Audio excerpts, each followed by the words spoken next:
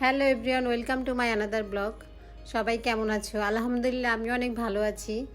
আসলে ঈদের পর থেকে যেন কি হয়েছে, আমি এত ডায়েট করতে চাচ্ছি, আমি আর আগের ডায়েটে ফিরতেই পারতেছি না। খাবারের প্রতি এত আকর্ষণ হয়ে গেছে যে খাবার মনে হয় আমাকে ছাড়তেছে না। আমি ছাড়তে চাচ্ছি, বাট খাবার আমাকে ছাড়তে চায় না। তো আজকে শুক্রবার, জুম্মার দিন, সবাইকে জুম্মা মুবারক। অ্যান্ড সকালে উঠে আমি ফ্রেশ হয়ে তারপরে রান্না করতে চলে গেলাম। দেন হচ্ছে এখানে আমি গরুর মাংসগুলো নিছি, শুধু হাড় নেই প্লাস একদম যে মাংস নিছি তা না, এখানে তেল তেল যে মাংসটা থাকে সেগুলাই নিছি।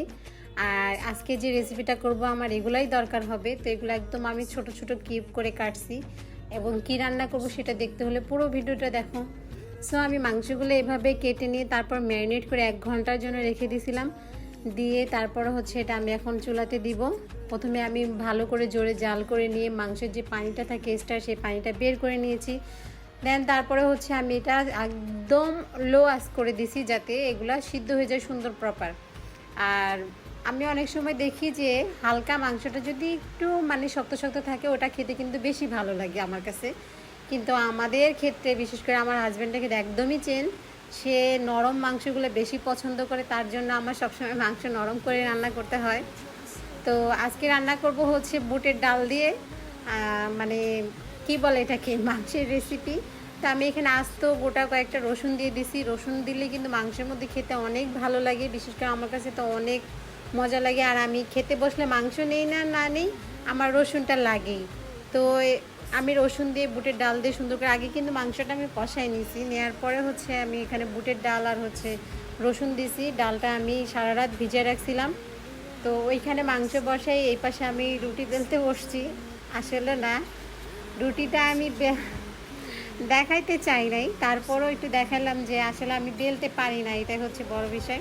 তো আমি যতটুকু পারি ততটুকু বেলছি, কেউ হাসবে না প্লিজ রুটি বেলা দেখে। তো আমি ভাজাটা না দেখাইলাম, কারণ এত সুন্দর সুন্দর রুটি হয়েছে যে দেখাইতেই আমার জানি কেমন আনিজি লাগতেছে।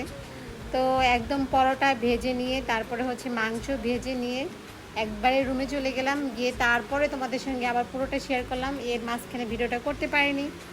তো এই যে দেখো, যদি এরকম খাবার যদি রেগুলার থাকে, কেউ কি আর ডায়েট করতে চায়?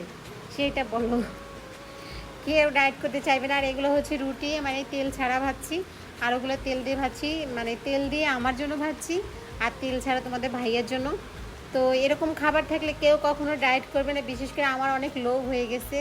তবে না, নিজেকে কন্ট্রোল করব, আগামীকাল থেকে অবশ্যই ডায়েট আবার স্টার্ট করব। এবং এই যে রুটিগুলোর সাইজ দেখতেছো কি সুন্দর সুন্দর, এই মাথা ও মাথা। তো এটাই তোমাদের সঙ্গে শেয়ার করলাম আজকের ভিডিওটা। আমার ছোট ছোট হাসি, গল্প, কাজ তোমাদের সঙ্গে ভালো লাগা শেয়ার করি।